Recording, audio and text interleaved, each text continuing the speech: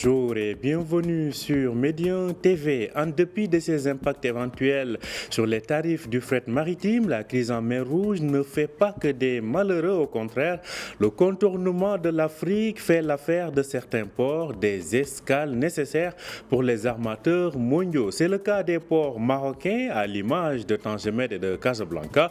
Nous en parlons avec l'expert maritime El Mostafa Fakhir. Il est en direct avec nous depuis Casablanca. Bonjour à vous, El Mostafa Fakhir, et merci d'avoir accepté notre invitation. Merci à vous, Monsieur Omar Baldé, et bienvenue à vos chers téléspectateurs. Alors, on a vu Tangemed publier des résultats qui sont quand même encore un record, mais globalement, quel est l'impact de ce contournement du continent sur les ports marocains? Eh bien, les chiffres parlent d'eux-mêmes, Monsieur Omar Baldé. Aujourd'hui, le port de Tangemed affiche de nouveaux records. C'est devenu quasi annuel. Le complexe portuaire de Tangemed a traité en 2023 quelque chose comme 8,6 millions de conteneurs.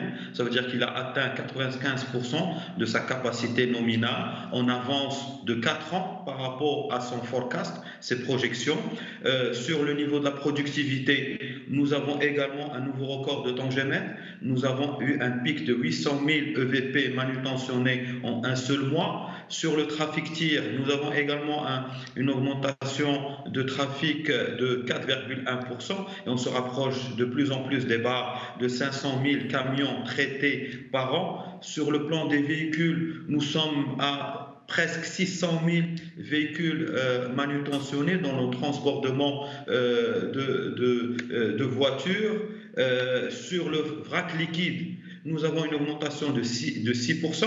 Nous sommes à peu près à 10 millions de tonnes d'hydrocarbures manutentionnés au niveau de Tangemed, et le vrac solide qui explose avec une augmentation de 44%, totalisant à peu près 781 000 tonnes traitées. Globalement, Tangemed en 2023 a explosé encore les compteurs et il a manutentionné à peu près 122 millions de tonnes, dont 21% c'est de l'import-export. Il se place clairement comme étant le premier port en Afrique et en Méditerranée.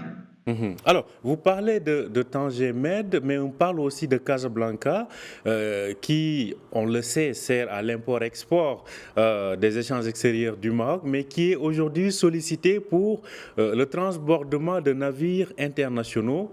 Quand on parle de transbordement, c'est comme des avions comme des navires qui font des escales dans un port donné pour y décharger des conteneurs chargés d'être acheminés ailleurs. Alors, qu'en est-il justement? Très bien. Aujourd'hui, il faut savoir que l'Atlantique, avec la crise de la mer Rouge, reprend toute sa centralité. Ça veut dire qu'aujourd'hui, l'Atlantique, qu'on disait moribond, qu'on disait qu'il n'était plus au centre des échanges du commerce extérieur, reprend une centralité dans le commerce international, et notamment les ports marocains atlantiques, ce qui est le cas du port de Casablanca. Alors, je vais vous dire une confidence, c'est qu'aujourd'hui, la crise de la mer Rouge est en train de rabattre les cartes. Excusez-moi, j'ai envie de la comparer, même si c'est un peu trop fort, à 11 septembre. Ce qui se passe aujourd'hui dans la mer Rouge, c'est un peu à 11 septembre dans le maritime. Pourquoi? Parce que nous avons des conflits à l'entrée de la mer Rouge, Bab el-Mandeb, entre les Houthis et les États-Unis d'Amérique, et nous avons un conflit à la sortie de la mer Rouge au niveau du canal de Suez, avec le conflit à Gaza entre les Palestiniens et les Israéliens.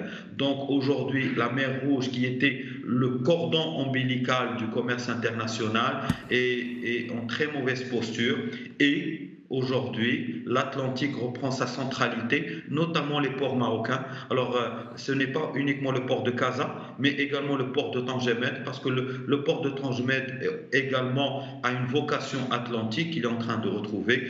Et tout cela fait que aujourd'hui, de plus en plus armateurs sollicitent les ports marocains parce qu'ils sont les mieux outillés, les mieux préparés pour répondre d'une manière très rapide, très efficace et déployer de nouveaux schémas logistiques, que ce soit dans le transbordement du conteneur ou dans le transbordement des trafics de voitures.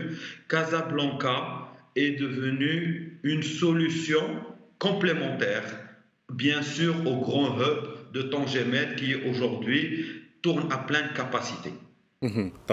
Casablanca donc et Tangemed qui se complètent. Alors dans ce contexte, quand vous parlez de la centralité de l'Atlantique, ça nous pousse à regarder un peu plus au sud.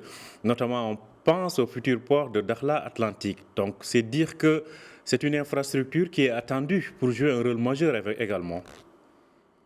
Je vais vous dire que le discours de Sa Majesté durant le 48e anniversaire de la Marche verte était visionnaire, même trop tôt. D'ailleurs, la vision de Sa Majesté concernant l'Atlantique et cette nouvelle centralité de l'Atlantique était bien en avance. On croyait que Sa Majesté se projetait sur 10 ans. Parce que tout le monde disait que l'Atlantique, oui, c'est un océan d'avenir, mais il fallait encore du temps. Et bien aujourd'hui, on se retrouve qu'on n'a plus le temps et que le Maroc, le port de Dakhla Atlantique, on aurait dû l'avoir hier parce que avec tous les schémas logistiques qui sont en train d'être reconfigurés, si le port de Dakhla Atlantique était fonctionnel aujourd'hui, on aurait pu capter énormément de trafic. On aurait changé d'échelle, on n'aurait plus parlé de 9 millions de VP, mais on aurait parlé de dizaines de millions de VP qui auraient pu être traités au niveau du port de Dakhla Atlantique. Tant mieux pour nous. Aujourd'hui, le Maroc est vraiment engagé. Il rassure par rapport à l'Atlantique parce que je vais vous expliquer très brièvement ce qui est en train de se passer aujourd'hui. C'est qu'avant, la Méditerranée était la porte de sortie de la fameuse route maritime essentielle qu'on appelle le Far East Europe. Ça veut dire que les grands navires Mother Vessel de 20 000 EVP qui sortaient d'Asie, principalement de Chine, elles traversaient l'océan Indien, elles traversaient la mer Rouge, arrivaient au canal de Suez, puis ces grands navires commençaient à décharger un peu leurs navires au fur et à mesure des ports. Il y avait le port de Giautaro en Italie, le port de Valletta en Malte, le port de Pirée en Grèce. Puis ces navires, ils arrivaient avec moins de la moitié de leur cargaison au port de Tangemed. Ça veut dire qu'arrivés à Tangemed, ces grands navires, ils avaient à bord, ils étaient partis de Chine avec 20 000 EVP, arrivés au port de Tangemed, ils en avaient peut-être 8 000 à 9 000 conteneurs. Aujourd'hui, avec ce qui se passe dans la mer Rouge, ces navires arrivent avec leur plein chargement, 20 000 conteneurs au port de Tangemed. Ça veut dire qu'aujourd'hui, le Maroc n'est plus la porte de sortie de la Méditerranée, mais la porte d'entrée essentielle, principale gateway de la Méditerranée. Et tous ces conteneurs, ils ne vont pas être une partie déchargée au port de Tangemed, puis ce grand navire va rentrer dans la Méditerranée pour décharger le reste des conteneurs. Non, parce que ça sera un non-sens. Alors, ces grands navires préfèrent décharger toute la marchandise à destination de la Méditerranée au port de Tangemed, chargent à d'autres petits navires qu'on appelle les feeders qui vont les transporter vers les autres ports de la Méditerranée. Et c'est pour ça que j'ai dit tout à l'heure que le port de Tangemed retrouve sa centralité. Et aujourd'hui, ce schéma logistique est en train de s'inscrire dans l'avenir. Mhm. Je ne sais pas si on peut en parler encore plus, mais aujourd'hui, c'est ça le nouveau schéma logistique qui est en train de se dessiner. Justement, ce schéma logistique est plus que d'actualité. Il nous intéresse bien évidemment. C'est-à-dire aujourd'hui, pensez-vous que c'est une conjoncture qui va peut-être être dépassée bien évidemment, ou bien, comme vous le dites, c'est un schéma logistique qui va s'inscrire dans la durée? Eh ben, c'est une très bonne question, Omar Baldé, et je vous remercie. Pourquoi pas? Au début, j'avais parlé d'un 11 septembre maritime. Il va y avoir un avant et un après la crise de la mer Rouge. Parce que, je vais vous rappeler, quand il y a eu la fameuse crise du canal de Suez, où un navire a échoué et il a bloqué le canal de Suez. C'était le fameux Evergreen. La plupart des armateurs ont refusé de détourner leur trafic via le cap de Bonne-Espérance. Ça veut dire qu'ils ont préféré 1000 fois attendre que le navire soit débloqué. Ils ont attendu pendant une semaine que le navire soit remis à flot et que le canal soit permette à nouveau la circulation plutôt que de contourner le cap de Bonne-Espérance. Aujourd'hui, puisqu'on est dans d'autres crises, et c'est des crises qui sont devenues récurrentes. Au niveau de Bab el-Mandeb, la crise entre les Houthis et les Américains n'est pas prête de se terminer d'aussitôt. Beaucoup de gens disent que le conflit entre les Houthis et les USA n'est plus lié au conflit à Gaza, mais est devenu un conflit entre les Yéménites et les États-Unis d'Amérique.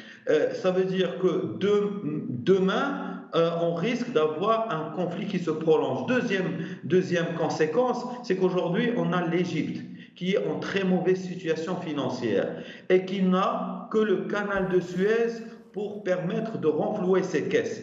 Il est certain que l'Égypte va augmenter à nouveau les redevances de passage au canal de Suez, ce qui va faire que le canal de Suez va devenir une zone de risque, va perdre de sa compétitivité parce qu'il va devenir plus cher.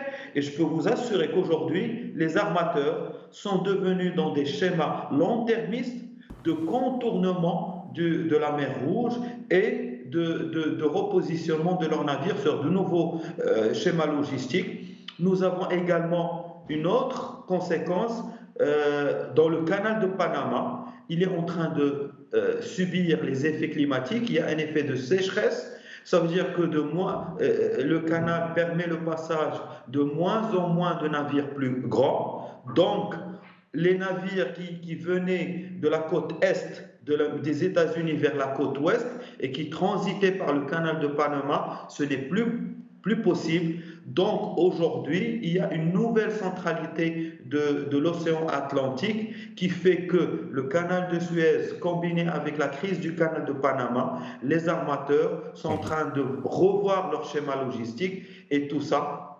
Bon, le malheur des uns fait le bonheur des autres. Le Maroc, je peux vous assurer qu'il est en plein milieu de ces enjeux. Encore faut-il qu'on soit capable de saisir ces opportunités parce que là, nous changeons vraiment d'échelle.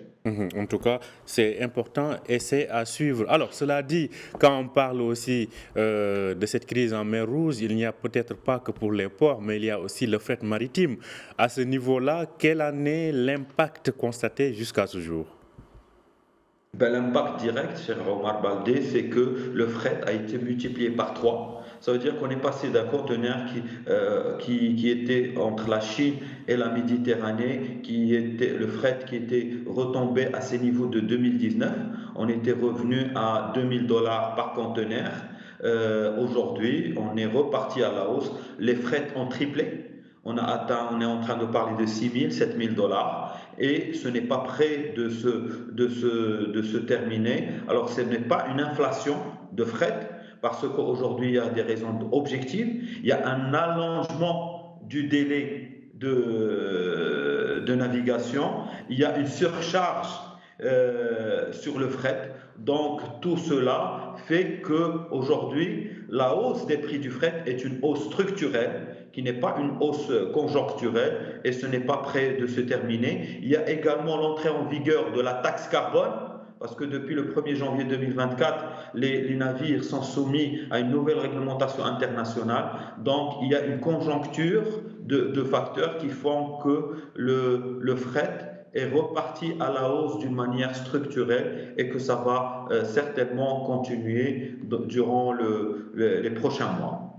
Alors, si on revient au port, est-ce que quand vous parliez tout à l'heure du Maroc, avec le fait que l'ensemble donc de ce dispositif aujourd'hui fait que le transbordement en tout cas de conteneurs explose, on a d'autres exemples, par exemple Singapour, peut-être d'autres pays en Asie. Comment aujourd'hui peut-être faire du Maroc un pôle de l'Atlantique qui reste incontournable dans la distribution mondiale du trafic maritime?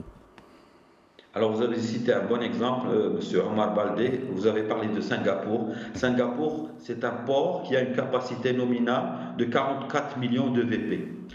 Aujourd'hui, le Maroc a durant 20 ans construit son expertise. Ça veut dire qu'on a construit le port de Tangemet 1, c'était 3,5 millions de VP. On l'a rapidement atteint, la capacité de saturation, au bout de 2 ans, 3 ans. On a décidé de construire un nouveau port, Tangemet 2, 5,5 millions de VP, ce qui nous a permis aujourd'hui d'avoir une capacité nominale de 9 millions de VP. Mais on se retrouve que 4 ans avant les prévisions, on a déjà atteint la saturation avec 9 millions de VP. Aujourd'hui, ce qui se passe, c'est que le Maroc doit changer d'échelle dans ses ambitions. Nous ne devons plus être dans du 9 à 10 millions de VP comme ambition. Ça y est, aujourd'hui, on a documenté, on a pu expérimenter durant 20 ans notre capacité. Et à chaque fois qu'on se fixait un objectif, on l'atteint plus rapidement que ce qui était prévu. Donc, c'est devenu une donnée structurelle. C'est pour ça que, de mon point de vue, aujourd'hui, le Maroc doit accepter la réalité de la géographie, qui veut dire que nous sommes un point central, nous sommes au cœur du monde et que cela, c'est des opportunités immenses et que nous devons être à la hauteur de cela. Aujourd'hui, le complexe portuaire de Tangemet doit avoir les ambitions d'un Singapour, comme vous avez cité. Aujourd'hui, le port de Tangemet doit devenir au minimum, on doit parler de 20 millions à 30 millions de VP. Il n'est pas possible qu'on puisse ne plus être dans ces dimensions-là. À chaque fois que nous avons rêvé, et Sa Majesté nous a tracé le cap, on atteignait ces objectifs et on les dépassait. Aujourd'hui, de mon point de vue, Tangemet doit devenir un nouveau Singapour pour l'Atlantique. On doit être pas seulement un port de transbordement d'une capacité minimum de 20 millions à 30 millions de VP, mais nous devons être également Tangemet un registre d'inscription de navires. Ça veut dire que la flotte mondiale maritime doit pouvoir trouver en Tangemet un hub de service avec de l'industrie navale. Quand on parle de l'industrie, ça veut dire réparation, construction, immatriculation, assurance maritime, formation maritime. Demain, Tangemet doit devenir l'OCP du phosphate. Ça veut dire aujourd'hui, le Maroc a prouvé qu'il était capable d'être un leader mondial dans le phosphate à travers le groupe OCP qui est présent sur toute la chaîne de valeur du phosphate, de l'extraction à la transformation, à la distribution. Tangemet doit être notre exemple dans le transport maritime, doit être l'OCP, il doit être présent dans toute la chaîne de valeur du transport maritime, des ports à l'immatriculation de navires, aux services annexes et connexes, à la formation maritime. Et c'est aujourd'hui une ambition qui est tout à fait légitime. Alors, quand vous parlez de cela, peut-être se posent les capacités d'agrandissement du port de façon physique, mais aussi le Maroc est en train de construire le port de Nador West Med. Il y a aussi le port de Dakhla Atlantique qu'on a évoqué tout à l'heure. Alors, finalement, qu'est-ce qui est possible? Peut-être un autre Tangemet ou bien peut-être faire de la complémentarité entre ces différents ports en construction? Alors, Nador West Med sera un port dans le transbordement des trafics d'hydrocarbures. Tangemet, aujourd'hui, a pu valider la capacité du Maroc à être un hub de transbordement pour les hydrocarbures. Ça ne sera pour les hydrocarbures, ça ne sera pas Tangemed, ça sera Nador West Med. Et aujourd'hui, ce port est prêt, on est prêt à se positionner dans ça et c'est quelque chose d'acquis. Le port de Dakhla Atlantique aura une vocation, comme a dit Sa Majesté dans son discours pour la marche verte, une vocation ouest africaine. Ça sera pour les pays du Sahel et les pays de l'Afrique de l'Ouest. Donc ce sera un port de transbordement régional. Le port de Tangemed va aujourd'hui aller dans la Champions League. Ça veut dire qu'on ne va plus être comparé aux ports européens qui ont un trafic de 10 à 20 millions de VP. Mais il va se comparer aujourd'hui aux ports asiatiques. Sur les 10 premiers ports dans le monde, on retrouve 9 ports asiatiques, à savoir des ports chinois. On parle de 50 millions de VP pour certains ports chinois.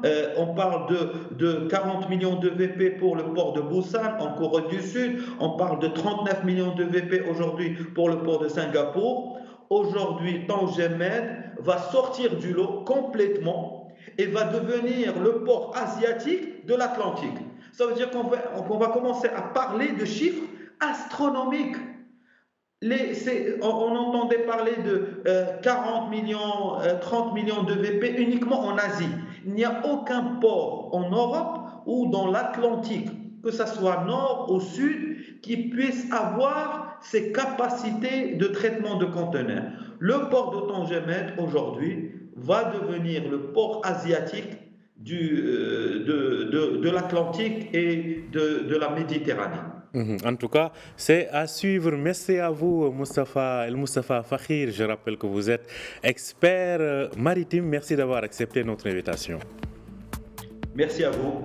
Merci à vous aussi de nous avoir suivis. Je rappelle que vous pouvez retrouver cet entretien sur notre site www.medianews.com. Bonne journée, bonne suite de programme sur Média TV.